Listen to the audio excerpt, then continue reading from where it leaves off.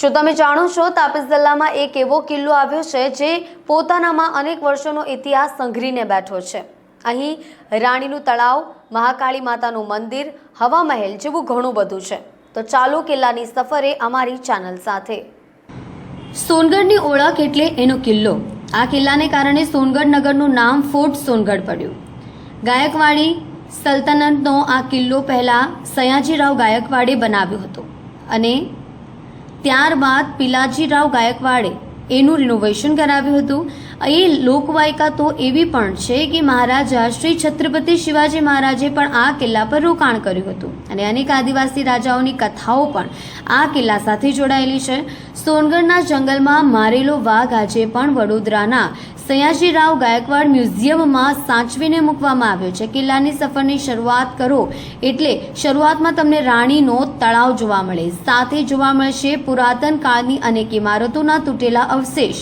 આવા ભવ્ય ખંડેર જેવા થઈ ગયેલા અવશેષોને જોતા એક વાત તો ખ્યાલ આવે જ, જેના ખંડેર આટલા ભવ્ય છે તે ઇમારત કેટલી આલિશાન અને ભવ્ય રહી હશે કોઈ કાળમાં। હાલ કિલ્લાની તળેટીમાં નગરપાલિકા દ્વારા એક સુંદર મજાનું તળાવ બનાવવામાં આવ્યું છે। તેની ઊંડાઈ વધુ હોવાથી ત્યાં ઉતરવાની સખત મનાઈ છે। જેમ જેમ તમે કિલ્લાની ઉપર ચડતા જાઓ તમને મનમોહક નજારાઓ જોવા મળશે।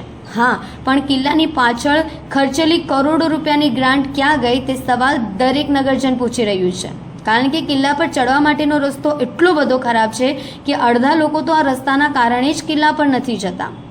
કિલ્લાના વ્યૂ પોઈન્ટ પર પહોંચ્યા બાદ ત્યાંથી દાદરની સીડીઓ શરૂ થાય છે। કિલ્લાનો ભવ્ય ઐતિહાસિક ગેટ અને તેની બંને તરફ આવેલા હવામાં મહેલ જેવા હવા ખાવાના ઝરૂખા તમારું મન મોહી લેશે। કિલ્લાની ઉપર મહાકાળી માતાનું પૌરાણિક મંદિર આવેલું છે અને એવી માન્યતા છે કે અહીં માનેલી માનતા અવશ્ય પૂરી થાય છે। એની સાથે જ મહાદેવનું મંદિર પણ આવેલું છે અને થોડા આગળ જાઓ તો ખંડેરાવ બાબાનું મંદિર, ભોયરામાં અંબા માનું મંદિર આવ્યું છે। અંબામાની મંદિરની નજીક જ કિલ્લાનો બીજો વ્યૂ પોઈન્ટ આવેલો છે, જ્યાંથી સમગ્ર સોનગઢ નગરનો આકર્ષક નજારો જોવા મળે છે। અહીં પીવાના પાણીની ઠીકઠાક વ્યવસ્થા પણ તમને મળી જશે। હા, પણ ક્યાંક ને ક્યાંક કરોડો રૂપિયા ખર્ચા બાદ પણ આ કિલ્લા પર હજી યોગ્ય પ્રવાસીઓની સુવિધા તો નથી જ, જેના કારણે આ કિલ્લાનો થવો જોઈએ એટલો પર્યટક સ્થળ તરીકે વિકાસ નથી થઈ શક્યો। અને કિલ્લા પર આવતો એક વાતનું વિશેષ ધ્યાન રાખવું, પોતાની સાથે લાવેલા વેફર્સ અને અન્ય પડીકાઓ કે પોલિથીનની થેલીઓ અહીં ન ફેંકી જતા। આ એક કુદરતી સ્થળ છે, તેની સુંદરતાને જાળવી રાખવી સૌને વિનંતી છે। કિલ્લાની વચ્ચોવચ્ચ એક તળાવ પણ આવેલું છે, જાળવણીના અભાવને કારણે લીલવાળું થઈ ગયું છે।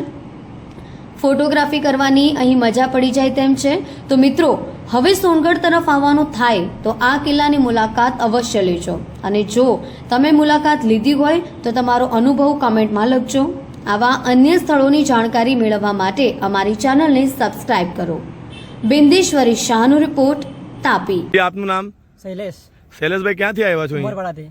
ઉમરપાડાથી। કેવું લાગ્યું આ કિલ્લા પર આવીને? મસ્ત, એકદમ સુકૂનની દુનિયા। અહીંયા ફરવા જેવું તમે લોકોને શું કહેવા માંગો છો આ કિલ્લા વિશે? તમે પણ આવો અને એકવાર જોઈને જાઓ, મસ્ત એન્જોય કરો। પણ એટલે એક મસ્ત રસ્તાની જરૂર છે। અમે બહુ સમય પછી આવ્યા છે અહીંયા, ત્યારે જરાક અલગ હતું, અત્યારે જરાક બહુ ડિફરન્ટ થઈ ગયું છે। એકવાર રસ્તો સારી રીતના બને તો વધારે પબ્લિક આવે અને સારી રીતના એન્જોય કરીને જાય। તમને અહીંયા એવું લાગે કે રસ્તામાં જો કોઈ બાઇક લઈને અહીંયા સુધી ચડવા જાય તો પડી જવાનો ભય હોય અને કિલ્લાનું ધોવાણ વધારે થાય છે એવું લાગે થાય છે? રસ્તાનું ધોવાણ થાય છે અને કિલ્લાનું પણ થોડું ધોવાણ થાય છે પાણીના લીધે। સરકારે શું કરવું જોઈએ આ અહીંયા પ્રવાસન સ્થળ વધારે સારું વિકસે એના માટે? રસ્તો બનાવવો પડે એ તો પાણી સારી રીતના જાય એવી રીતના કરવું પડે। જી, ધન્યવાદ, આભાર।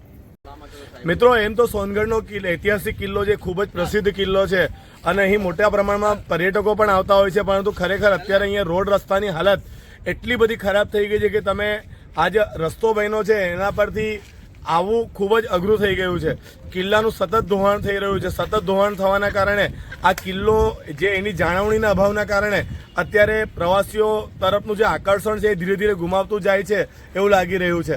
કારણ કે ક્યાંક ને ક્યાંક અહીં કરોડો રૂપિયાની ગ્રાન્ટ તો મંજૂર થઈ હતી, પરંતુ હજુ સુધી અહીંયા રોડ રસ્તા કેમ નથી બનાવવામાં આવ્યા અને આટલું બધું ધોવાણ થાય છે તો એ ધોવાણ ન થાય તે માટેની દિવાલો કેમ નથી બનાવવામાં આવી, એક તપાસનો વિષય છે। હું બિંદેશ્વરી શાહ, સોનગઢ।